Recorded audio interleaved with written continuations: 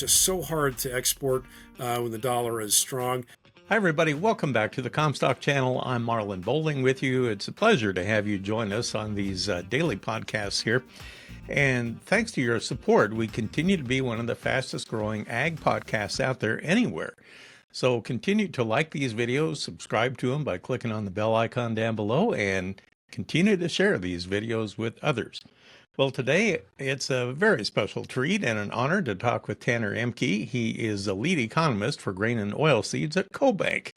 He's located in the Rocky Mountain area there in Denver, and he took a little time out of his busy schedule to chat with us a little bit following the release of the Fed announcement, what they were going to do with interest rates. Well, as we all know by now, they said they want to reduce it by 50 basis points. That was a big point of contention along different ideologies, I guess you will say, in the economy.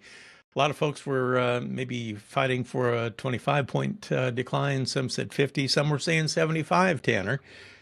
What do you think about kind of splitting the difference here and going with 50 lower? From what I've been reading and from some of the conversations we've had internally at Cobank, a lot of us were previously on the 25-point cut, or a quarter-point cut, rather, 25 basis points. And then as time went on, it sounded like the financial markets had been pricing in something bigger based on what had been reported in the financial media and the press apparently had influenced the market. And for better or for worse, perhaps that influenced the Federal Reserve's thinking is kind of how I understand it. And so a 50 basis point cut what was on the table. That's kind of what I had heard in the last couple of days, is that 25 points was not really tenable given where the financial markets were. It needed to be at 50 points. Now we'll see where the Federal Reserve wants to go from here. Are they going to take control of the conversation again rather than trying to meet where the financial markets are at? Perhaps in their language in the future, they may be a little bit more conservative and just simply say we're going to be data-based and we're going to base future rate moves solely on where the data is at. And they will always stress they don't make moves on data points, but on data. You know, a lot of people tend to focus more on the comments made by Jerome Powell after the announcement. Was there anything that kind of caught your attention in what he said later on in that press conference? Nothing that was shocking. I think all the comments came before the press conference. It was when the Fed Chairman Jay Powell was in Jackson Hole, and made the comments that they do not seek nor welcome any more cooling in the labor market. That was, I think, the point of no return. That was the statement that convinced everybody, yes, a cut is absolutely on the table in September. Now it's a matter of 25 or 50 points. So I think all the statements really were prior to what happened today. That really mattered. Some of the argument against the 50-point cut was that it would lead to, again, overheating the economy a little bit. What do you think about that idea? I mean, we'll see. The jobs market has been cooling. Unemployment has been going up, although that is mostly due to the fact that we've been seeing more people enter the marketplace or enter the job market. And so that's irony of ironies. A higher unemployment rate is actually a positive from that kind of point of view. It's not coming from layoffs. But the job market is cooling off. Hirings are slowing down. And that delta between job seekers and job openings is starting to narrow, or has been narrowing. So will it overheat the economy? It takes time for these things really to filter through the economy to make a difference. So I would think probably it'd have to be a series of cuts would need to be made in order to really overheat the economy. I think the market was anticipating a 50-point cut. I don't think that this was terribly shocking and is going to overstimulate the economy. But you never know. I mean, perhaps there's a new psychology out there. Let's borrow away. Let's spend. Let's invest.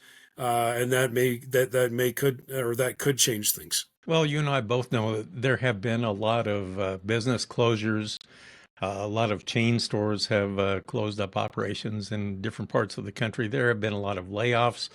And the ag industry is not left out of that either. We've had some big layoffs in the ag industry, like ag equipment manufacturers Yeah. and some other ag industries like that. Um, is it too late? Some argue that, well, the Fed waited too long to do this. Well, if you look at the ag industries that have moved operations down to places like Mexico, I'm sure that was not a decision they took lightly. They probably pushed that off as long as they possibly could. But remember, the labor market in the U.S. is very tight. There's not a lot of slack in the labor market. So if you're in manufacturing and you require manual labor, it's hard to have operations in the United States. We're a tight labor market country. We're a high wage country. So anything that's going to be manually intensive either has to be done by an immigrant typically, or it's going to be shipped overseas. And in the ag industry, I think they had the dual, the vice, if you will, of not only having a tight labor market to hire people on the manufacturing floor, but they also had farmers and ranchers or farmers really, that have had uh, lower commodity prices taking money out of their pocket, and so they just don't have the disposable income there to be spending on new machinery. So that's kind of the vice that they were in. And I don't think that lowering interest rates would make much of a difference there. The U.S. farmer is still financially stressed compared to where we were last couple of years, and the labor market is still tight. So I don't know if a rate cut would stop or would have stopped those jobs moving overseas or moving down to Mexico. Well, I'm glad you brought that up because we are not getting very far away now from the start of the season when you would start to see land sales. Hmm. Once you get past harvest, then you see that rotation. People make that decision if they have land to sell, should they do it or should they hold off? Um, when you have a 50-point basis cut like that, how much impact does that actually have on, for example, a real estate mortgage? That's obviously going to make the mortgage cheaper, and that might actually pull a few more buyers into the market and conceivably put a stronger floor under land values. But I don't know anybody who makes. Let me say this: the statement I've heard is no farmer buys land based on interest rates. They buy land on how much cash they have, what they can afford at that point in time, and they buy for the long term, right? So from the farmer's perspective, perhaps maybe on the margins that the cheaper interest rate might pull in some more farmer interest. I'd say on the margins, really, where we'll see some changes in the land market might be with the outside investors or the people who are going to be owning farmland but not intending to farm it themselves. That can be anybody who lives locally and just wants to buy some farm ground. They could be a high school teacher or the local dentist, or it could be a hedge fund. In New York, it could be any one of those parties. So conceivably, yeah, I think cheaper interest rates would likely pull in some more of those outside players. Well, let's take the next step down. What about large capital purchases like large equipment, maybe large vehicles? I think a lot of farmers are still looking at the money they're not making with this year's crop. And so perhaps for some people, a cheaper interest rate might make the difference for them to pull the trigger on a new purchase. I think over time, for a lot of farmers, they're looking at the longer view here, right? Most farmers are farming years or decades or spanning generations, right? And so when you take that point of view, does a half point cut on the interest rate make a difference in your long-term planning for your farm or your family's operation? Perhaps, maybe in some locations or in some instances, it might make the difference. But on the whole here, I think farmers are still contending with low commodity prices and high production costs. And so I don't know.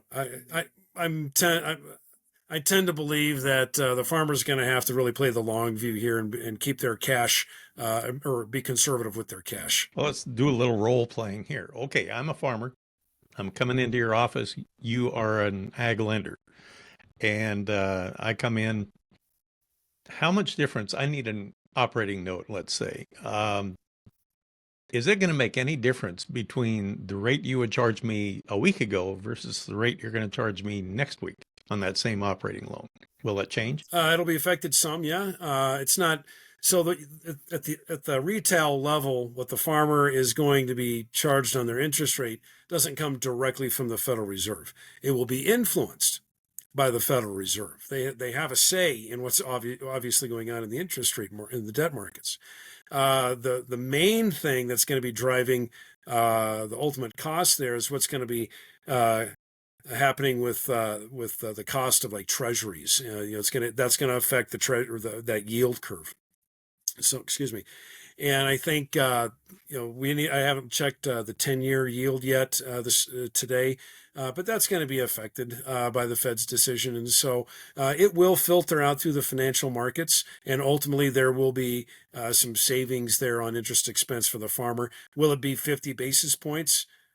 It may not be exactly 50 basis points, but it's going to pull it down a little bit. Well, the value of the US dollar on the US dollar index really did rally after that announcement. And I just wondered that might actually make it a little harder to gain on our export market, right? When it comes to ag goods. Yeah, I saw that. I was looking at the dollar. I was a little perplexed on what's going on. Prior days, it had been down by quite a bit. So perhaps we can call that, how do we say it? Buy the rumor, sell the fact, or this case, sell the fact, buy the rumor. I think that you know the dollar situation obviously has been a point of contention for our export program. It is just so hard to export when the dollar is strong. I would venture a guess that if we're going to continue to see rate cuts, that's going to put some downward pressure on the value of the dollar. But I'm not sure how material it's going to be because there's so many things that go into the value of the dollar globally. But I think the Federal Reserve's move here to cut interest rates does put a little downward pressure over time if we were to continue to see future rate cuts. It was fascinating when the announcement came out. We were watching the markets, and they had an initial knee-jerk reaction, like the equity markets made a big move, but then about maybe a half hour later, everything reversed. The equities reversed, the dollar value reversed.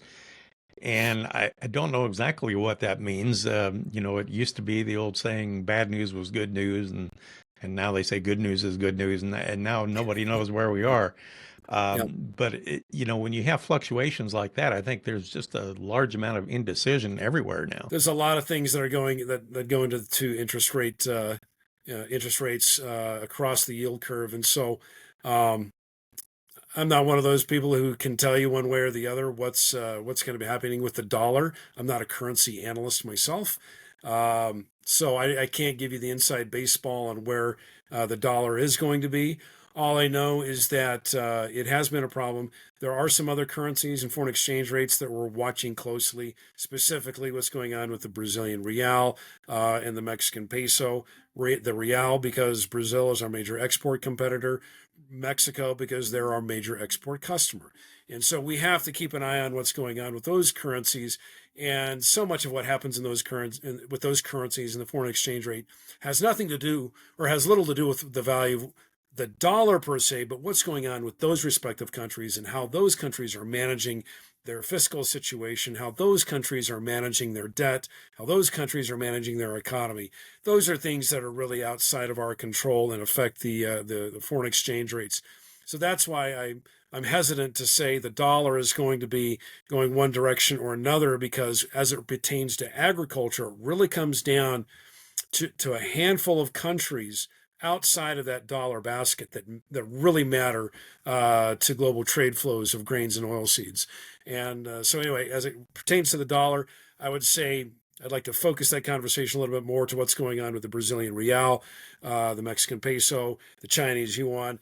those currencies are going to be really affecting the trade flows on grains and oilseeds. Always a treat to visit with you, Tanner, and get your insight into what's going on in the ag economy, and especially with the Fed announcement here this week. So we'll see where we go from here. And now we'll have to focus on harvest, see how that goes along, and then we'll see how it compares to what USDA thought we would have for a crop this year.